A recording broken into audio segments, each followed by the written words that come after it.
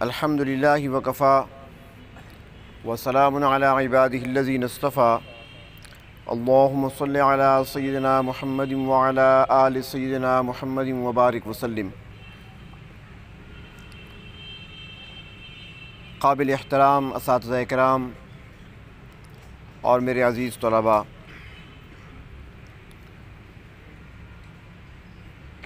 Private schools کی طرف سے مدارس کے طلباء کے ساتھ اظہار یکجہتی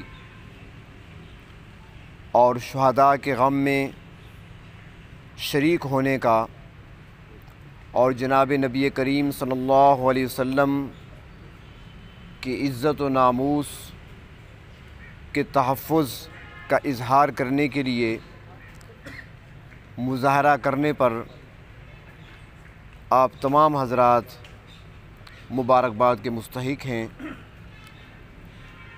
سب سے پہلی بات تو یہ ہے کہ پشاور میں جو سانحہ ہوا، جو طالب علموں کے ساتھ جو ظلم ہوا، اس پر تقریباً ہر صاحب دل اور ہر صاحب اولاد فرد کی آنکھیں نم نظر آتی ہیں۔ یہ اتنا بڑا ظلم ہے کہ ایک مثال عرض کرتا ہوں کہ ان بچوں کا قتل ایسا ہی ہے جیسے مشرکین مکہ کے ہاں بچیوں کو زندہ درگور کرنا تھا، یہ اسی سے ملتا جلتا ہے۔ اب اس سلسلے میں ایک مثال عرض کروں گا، آپ سمجھ جائیں گے اس سے کہ یہ کتنا بڑا ظلم ہے۔ چونکہ اساتذہ کرام بیٹھے ہیں، آسانی سے میرے نکتے کو سمجھ لیں گے۔ بچیوں کو زندہ درگور کیا جاتا تھا، ظلم تھا۔ پروردگار عالم نے قرآن حکیم میں فرمایا کہ روز قیامت بچیوں سے سوال ہوگا، وَإِذَا الْمَوْءُودَةُ سُئِلَتْ بِأَيِّ ذَنبٍ قُتِلَتْ، بچیوں سے پوچھا جائے گا تمہیں کس جرم کی پاداش میں قتل کیا گیا۔ اب یہاں پر جو نکتہ سمجھنے کا ہے وہ یہ ہے کہ جو شخص ظلم کرتا ہے تو ظالم سے ہمیشہ پوچھا جاتا ہے کہ تم نے ظلم کیوں کیا، مظلوم سے نہیں پوچھا جاتا کہ تم پہ ظلم کیوں ہوا۔ دستور تو یہ ہے، جو ظلم کرنے والا ہوتا ہے، جو قاتل ہوتا ہے، عدالت بھی اسی سے سوال کرتی ہے، جج بھی اسی سے پوچھتا ہے، قوم کا سوال بھی اس سے ہوتا ہے، اور مقتول کے ورثاء کا سوال بھی اس سے ہوتا ہے کہ تم نے یہ ظلم کیوں کیا، تم نے یہ قتل کیوں کیا۔ جبکہ یہاں پر معاملہ قرآن حکیم میں اللہ تبارک و تعالیٰ نے الٹ بیان کر دیا، وَإِذَا الْمَوْءُودَةُ سُئِلَتْ بِأَيِّ ذَنبٍ قُتِلَتْ، بچیوں سے پوچھا جائے گا تمہیں کس جرم کی پاداش میں قتل کیا گیا، تمہارا قصور کیا تھا، تمہارا جرم کیا تھا۔ یہاں پر نکتہ سمجھنے کا ہے کہ یہ جرم اتنا بڑا ہے، یہ ظلم اتنا بڑا ہے کہ پروردگار عالم ایسے ظالم سے بات کرنا ہی نہیں چاہیں گے۔ روز قیامت پروردگار عالم ایسے ظالموں سے بات تک نہیں کریں گے، ان سے پوچھنا بھی گوارا نہیں کریں گے، بچیوں سے پوچھیں گے آپ بتاؤ۔ تو طالب علموں کا قتل در حقیقت بچیوں کو زندہ درگور کرنے کے مترادف ہے۔ ظلم کرنے والے وہ اس حد تک گر چکے ہیں کہ پروردگار عالم روز قیامت ان سے سوال تک نہیں کریں گے، بلکہ مقتولوں سے پوچھیں گے تم بتاؤ تمہیں کس جرم کی پاداش میں قتل کیا گیا تھا۔ اور دوسری طرف وہ بچے تو خوش قسمت ہیں، روز قیامت لوگ آئیں گے میدان حشر کی طرف۔ حدیث شریف میں آتا ہے کہ جس کو جس حال میں موت آتی ہے وہ اسی حال میں قیامت کے دن اٹھایا جائے گا، اسی حال میں میدان حشر کی طرف چلے گا۔ یہاں تک فرمایا گیا کہ ایک آدمی اگر حج کے سفر پہ جا رہا ہے، احرام باندھے ہوئے ہے، موت آ جاتی ہے تو روز قیامت لبیک لبیک کہتا ہوا قبر سے اٹھے گا اور لبیک کا ترانہ گاتا ہوا ہی میدان حشر کی طرف جائے گا۔ تو ہم دیکھیں گے کئی لوگ ایسے ہوں گے میدان حشر کی طرف جانے والے جن کو ڈرپ لگی ہوگی، کئی ایسے بھی ہوں گے جو کس حال میں ہوں گے، کوئی کس حال میں ہوگا، لیکن یہ خوش قسمت ہیں جامعہ زبیریہ کے طالب علم، جب روز قیامت ہوگا میدان حشر کی طرف چلیں گے، ان کے سینوں سے اللہ کے محبوب کے فرامین کی کتاب مشکات شریف سینے سے لگی ہوگی۔ یہ خوش قسمت ہیں۔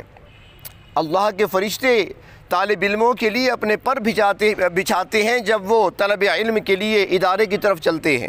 یہ تو وہ ہیں جو فرشتوں کے پروں پر چل کر اس جگہ تک آئے تھے اور پھر یہاں سے کندھوں پہ سوار ہو کر قبرستان کی طرف گئے، تو یقیناً آگے سے ان کا استقبال کیا گیا ہوگا۔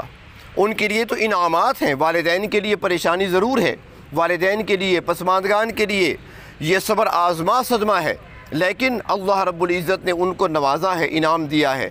لیکن بات یہ ہے کہ اتنا ظلم یہ ایک بار نہیں کئی بار ہو چکا ہے۔ وہ طالب علم کسی اسکول میں پڑھنے والا ہو، وہ طالب علم کسی کالج میں پڑھنے والا ہو، وہ طالب علم کسی مسجد کی چٹائی پہ بیٹھ کے پڑھنے والا ہو یا کسی مدرسے کی چار دیواری میں بیٹھ کر پڑھنے والا ہو، طالب علم ہی ہوا کرتا ہے۔ جہاں پر بھی ظلم ہوا، کسی ایسے مقام پر جہاں پر علم کا حصول ہوتا ہے اور علم کے حصول کے لیے وہاں پر بچے جاتے ہیں، وہاں جب بھی ظلم ہوگا تو اس پر اہل ایمان بھی اور اہل دل بھی اور صاحب اولاد بھی وہاں پر اپنے آنسو بھی بہائیں گے اور اپنے درد کا اظہار بھی کریں گے۔ آج ہم اسی دکھ درد کا اظہار کرنے کے لیے یہاں پہ جمع ہیں اور ہم حکومت وقت سے مطالبہ کرتے ہیں کہ ایسے ظالموں کو فی الفور گرفتار کر کے ان کو قرار واقعی سزا دی جائے تاکہ آئندہ ایسا واقعہ رونما نہ ہونے پائے۔ دوسری بات کہ فرانس میں نبی کریم صلی اللہ علیہ وسلم کی شان اقدس میں جو تسلسل کے ساتھ ایک عرصہ سے کئی سالوں سے گستاخی بار بار کی جا رہی ہے، کبھی کسی انداز سے کبھی کسی انداز سے، بار بار سر اٹھاتے ہیں پھر کچھ خاموش ہو جاتے ہیں، یہ بار بار ایسا ہو رہا ہے۔ ایک مسلمان ہونے کی حیثیت سے، چاہے ہم پاکستان میں رہتے ہوں، چاہے ہم عربستان میں رہتے ہوں، چاہے ہم افریقہ میں رہتے ہوں، چاہے کہیں بھی رہتے ہوں، جس کے دل کے اندر کلمہ اسلام موجود ہے وہ اللہ کے محبوب صلی اللہ علیہ وسلم کی ذرا برابر توہین کو برداشت نہیں کر سکتا۔ یہی وجہ ہے کہ پورے عالم میں جہاں بھی مسلمان بستے ہیں وہ سراپا احتجاج ہیں، کوئی روڈوں پہ ہیں، کوئی گلیوں میں ہیں، کوئی کتبے اٹھائے ہوئے نظر آتے ہیں، کوئی نعرے لگاتے ہوئے نظر آتے ہیں، بائیکاٹ کرتے ہوئے نظر آتے ہیں۔ وجہ کیا ہے کہ نبی کریم صلی اللہ علیہ وسلم کی محبت ہمارے لیے اپنی جان سے بھی زیادہ، اولاد سے بھی زیادہ، مال و متاع سے بھی زیادہ ہمیں عزیز ہے۔ ہم ہر قربانی تو دے سکتے ہیں اور ہر مسلمان ہر قربانی دے سکتا ہے، مگر نبی کریم صلی اللہ علیہ وسلم کی ناموس پر کوئی حرف برداشت نہیں کر سکتا۔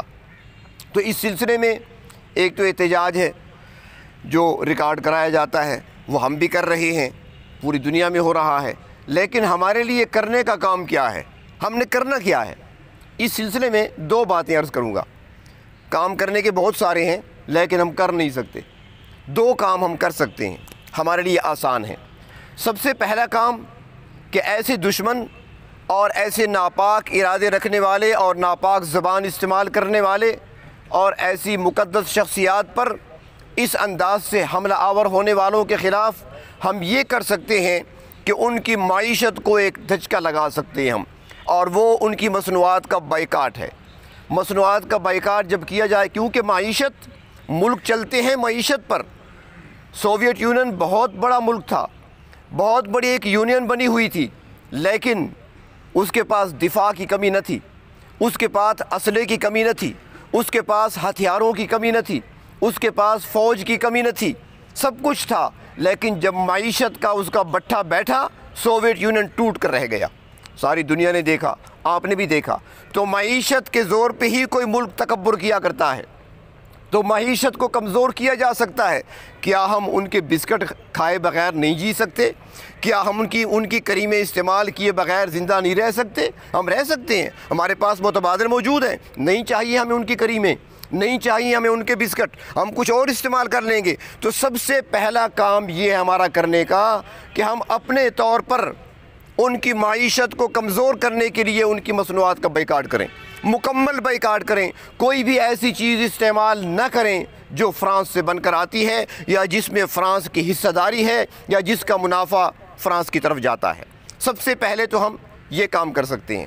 اور دوسرا کام ہم جو کر سکتے ہیں وہ یہ ہے کہ نبی اکرم صلی اللہ علیہ وسلم سراپا رحمت ہیں، پوری کائنات کے لیے آپ رحمت بن کر تشریف لائے۔ وَمَا أَرْسَلْنَاكَ إِلَّا رَحْمَةً لِّلْعَالَمِينَ، پروردگار عالم نے آپ کو رحمت للعالمین کا خطاب دیا ہے۔ آپ رحمت بن کر تشریف لائے دنیا میں۔ کبھی اللہ کے محبوب صلی اللہ علیہ وسلم نے اپنی ذات کے لیے اپنا ذاتی انتقام کسی سے نہیں لیا۔ آپ کے راستے میں کانٹے بچھائے گئے، آپ نے انتقام نہیں لیا۔ آپ کو پتھر مارے گئے، آپ نے انتقام نہیں لیا۔ آپ کا جسم مبارک لہو لہان کیا گیا، آپ نے انتقام نہیں لیا۔ آپ نے بد دعا نہیں دی۔ طائف کا سفر ذرا پڑھ لیا جائے، دیکھ لیا جائے، جب کہ آتے ہیں فرشتے آ کر عرض کرتے ہیں آپ اجازت دیں، دو پہاڑوں کے درمیان ہے طائف کا علاقہ، پہاڑوں کو ملا کر ان کی چٹنی بنا دی جائے۔ آپ نے فرمایا نہیں، میں ان کو دعا تو دے سکتا ہوں، بد دعا نہیں دے سکتا۔ جنہوں نے لہو لہان کیا تھا ان کے لیے ہاتھ اٹھا کر دعائیں کر رہے ہیں، جنہوں نے کانٹے بچھائے ان کے لیے دعا کر رہے ہیں، جنہوں نے ظلم کیا، ستم کیا، دعائیں کر رہے ہیں، لیکن ذاتی حیثیت سے تو کبھی انتقام نہیں لیا۔ لیکن جب کسی نے نبوت پہ حملہ کیا ہے تو آپ نے اس کو معاف نہیں کیا، کیونکہ نبوت ایک مقام ہے، نبوت ایک مرتبہ ہے۔ نبی اکرم صلی اللہ علیہ وسلم نے جب مختلف بادشاہوں کو، حکمرانوں کو، مختلف علاقوں کے والیوں کو خطوط مبارک لکھے تو ایک بادشاہ کی طرف خط مبارک لکھا۔ حدیث شریف میں آتا ہے جب آپ کا نامہ مبارک، آپ کا خط مبارک جب اس بادشاہ کے سامنے آتا ہے، وہ از راہ تکبر پڑھتا ہے، پڑھنے کے بعد اسے پھاڑ ڈالتا ہے، اور پھاڑنے کے بعد اسے قدموں کے نیچے روند ڈالتا ہے۔ اللہ کے محبوب صلی اللہ علیہ وسلم کو بتایا گیا، آپ نے فرمایا کہ یہ میرا ذاتی فعل نہیں تھا، یہ حملہ میری ذات پہ نہیں ہوا، یہ نبوت پہ ہوا ہے۔ چنانچہ اللہ کے محبوب نے ہاتھ اٹھائے اور آپ نے بد دعا کی، فرمایا اللہم سلط علیہ کلبا من کلابک، اے پروردگار اپنے کتوں میں سے کوئی کتا اس پر مسلط کر دے۔ اللہ کے نبی نے بد دعا فرمائی اس کے لیے جس نے توہین رسالت کا ارتکاب کیا تھا، جس نے ناموس رسالت پہ حملہ کیا تھا، آپ نے اس کے لیے بد دعا فرمائی۔ نتیجہ کیا نکلا کہ وہی بادشاہ جانوروں کا شوقین تھا، اس نے اپنے محل میں چڑیا گھر بنا رکھا تھا، مختلف جانور رکھے ہوئے تھے۔ چنانچہ انہی جانوروں میں سے ایک جانور دیوار پھلانگ کر آتا ہے یا جنگلہ ٹوٹتا ہے، وہ باہر نکلتا ہے اور آ کر اسی بادشاہ پر حملہ آور ہوتا ہے، اس کے جسم کے ٹکڑے ٹکڑے کر دیتا ہے۔ تو آج بھی کام ہمارے لیے دو ہیں کرنے کے، سب سے پہلے مصنوعات کا بائیکاٹ کرنا، اور دوسرا کام اللہ کے محبوب کی سنت کو اپناتے ہوئے جس نے اس وقت ناموس رسالت پہ حملہ کیا تھا، گستاخی کی تھی، بے ادبی کی تھی، اللہ کے محبوب نے جو کلمات ادا فرمائے تھے اسی پر عمل کرتے ہوئے آپ بھی صبح و شام پڑھیں، اس کا تصور کرتے ہوئے اس ملک کے صدر کا جس نے یہ حکم جاری کیا ہے، جس کے اعلان پر سب کچھ ہو رہا ہے، اس کا تصور کر کے صبح و شام پڑھیں اللہم سلط علیہ کلبا من کلابک۔ اللہ ہم سے کچھ نہیں ہو سکتا، ہم دور ہیں، ہم انتقام نہیں لے سکتے، اللہ ہم کمزور ہیں، آپ تو کمزور نہیں ہیں۔ جس طرح اس بادشاہ کے جسم کو ایک جانور کے ذریعے، ایک درندے کے ذریعے ٹکڑے ٹکڑے کرا دیا تھا جو توہین رسالت کا ارتکاب کر بیٹھا تھا، اللہ آج بھی وہی منظر ہمارے سامنے ہے، آج بھی اپنے کتوں میں سے کوئی کتا اس پر مسلط کر دے۔ آپ دل سے دعا کریں، انشاءاللہ دیکھیں پھر وہیں پر اس کے جسم کے ٹکڑے ٹکڑے آپ کو نظر آئیں گے۔ پروردگار عالم ہمیں اپنے محبوب صلی اللہ علیہ وسلم کی ناموس کے تحفظ کے لیے اور ختم نبوت کے تحفظ کے لیے کام کرنے کی توفیق عطا فرمائے، اور جو کچھ کہا گیا سنا گیا چونکہ سب اللہ کی رضا کے لیے ہے، اللہ تبارک و تعالیٰ اپنی بارگاہ میں قبول فرمائے۔